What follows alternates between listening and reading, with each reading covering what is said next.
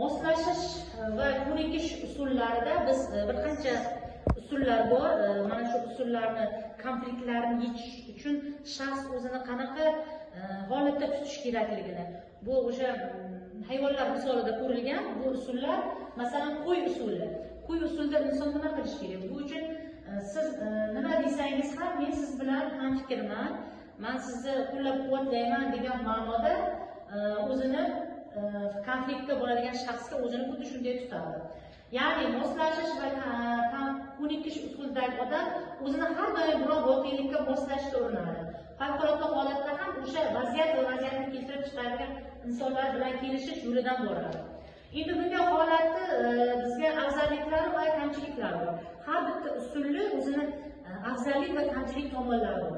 Demak, insonni konflikt jarayonida qo'y usuliga kirib olishi afzalliklari. Qo'y sifatida bunday insonlar bilan tinch va do'stona munosabatlarni muntazam saqlab qolasiz, chunki sizning hech kimga og'irligingiz tushmaydi, hamma sizdan foydalanadi.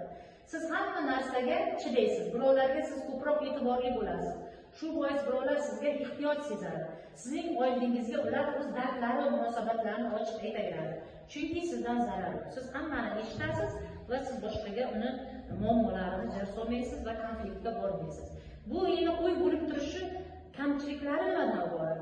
Bunda qo'y usuliga kirgan insonni talablari, tuyg'ulari juda kam e'tiborga olinadi. Sizning ehtiyojlaringiz inobatga umuman olinmaydi yoki juda kam bajo keltiriladi. Agar bu holatda sizga nisbatan adolatsizliklar ko'payib ketsa, qalbingizda yashin, g'azab va nafrat kuchayib boradi. Biroq sizning bu fazilatingizni qadrlaydigan insonlar atrofingizda bo'lsa, hayotingiz siz istagandek tinch va osuda o'taveradi. Agar bunday insonlar atrofingizda bo'lmasa, o'zingizda har doim kuchsiz va hech bir muammoni yechmaydigan ojiz bir inson sifatida sezasiz. Keyingi konfliktlarni yechish jarayonida Straus usulini ko'rib chiqamiz. Ya'ni Straus tuyoqush usuli. Bu mening ishim emas usuli sanaladi. Meni tinch qo'yinglar, menga hech narsa qiziqtirmaydi. Ya'ni biz bilamizki, tuyoqushlar yugurib oxir boshini qumga tiqib oladi. Bu degani men dunyoni bilan ishim yo'q, dunyoni suv bosaman, menda ne ham degan mazmunda yo'l tutadigan insonlar sanaladi. Bu konfliktning yechimini qidirish undan o'rniga, ya'ni bu konfliktning yechimini qidirish o'rniga Strauslar undan qochishga harakat qiladi. Ammo bu qochish qo'y usulidan farq qiladi.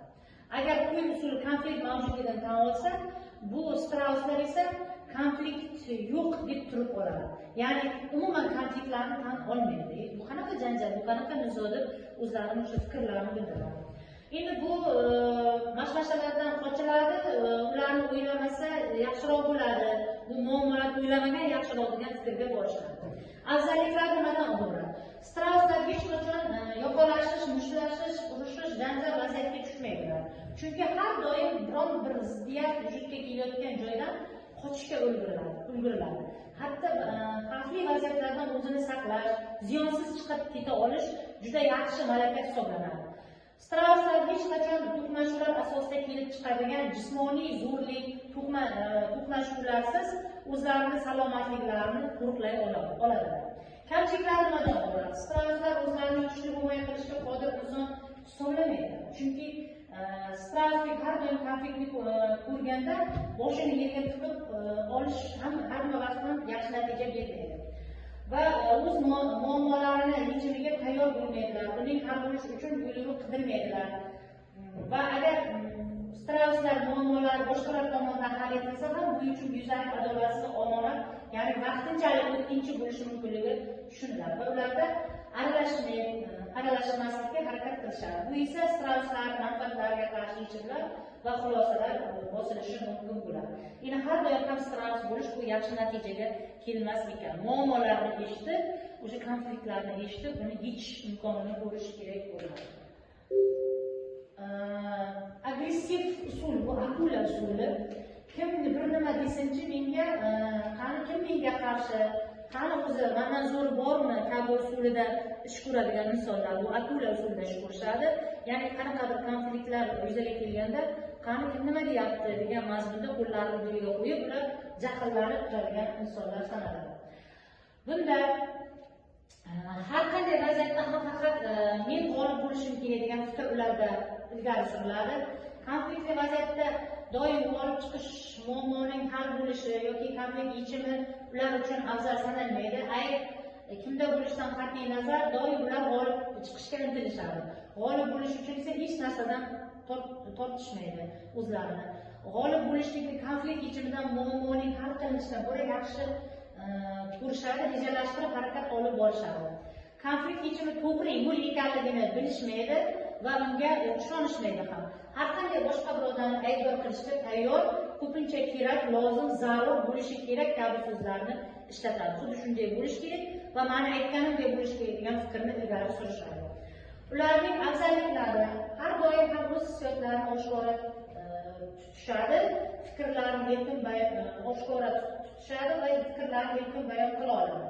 Faol bo'lishni, mas'uliyatni o'zlariga olishni hamda tadbirkorchilik qilishni yoqtirishadi.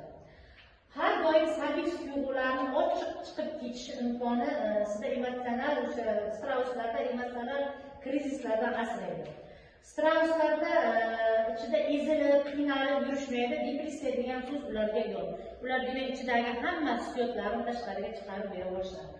Bu usulning, ya'ni akula usulining kamchiliklari faqat o'z manfaatlari uchun harakat qilishi, atrofdagi do'st va vafodor odamlarni chekka qoldirmaydi. Sizning hissiy, ya'ni o'sha akulalarning hissiy portlashlarida ko'p yaqinlar qiynaladi. Ya'ni boshqalar fikrini mensimaydi. Akula usulida ish ko'radiganlar faqat o'zlariga ishonishadi va o'zlariga ishongan odamlar bilan munosabatlarini, demak yaqin insonlar bilan munosabatlari qiynalashib bo'ladi. Va akulalar kamdan-kam boshqalar maslahatiga quloq solishadi va boshqalar bilan kelishib ishlashadi. Ular ko'proq boshqalar men bilan kelishishi kerak degan fikrda bo'lishadi. Muammo shundaki, o'sha akuladagi hislatlar zo'ravonlikka o'tib ketishi ham juda oson sanaladi.